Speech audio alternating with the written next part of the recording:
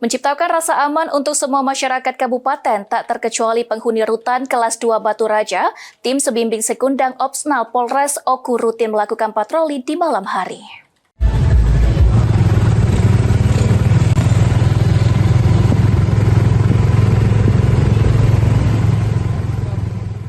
Upaya menciptakan ketertiban dan keamanan masyarakat di Kabupaten Oku, tim Sebimbing Sekundang Opsnal Polres Oku rutin melakukan patroli di malam hari.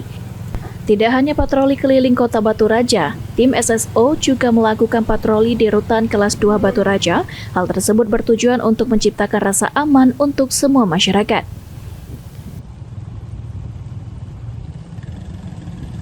Malam hari ini kami berada di rutan kelas 2B Batu Raja, mana kami berpatroli untuk menciptakan rasa aman, nyaman, dan kondusif, terutama untuk warga binaan dan juga untuk rekan-rekan kami yang sedang melaksanakan piket.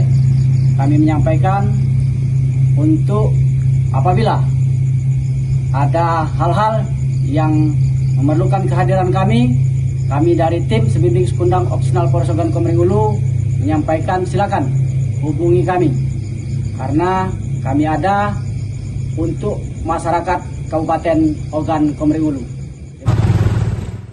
Ibda Andi mengajak masyarakat Kabupaten Oku untuk bersama dalam menjaga keamanan dan ketertiban di lingkungan masyarakat Oku, serta tetap tertib berlalu lintas walaupun di malam hari.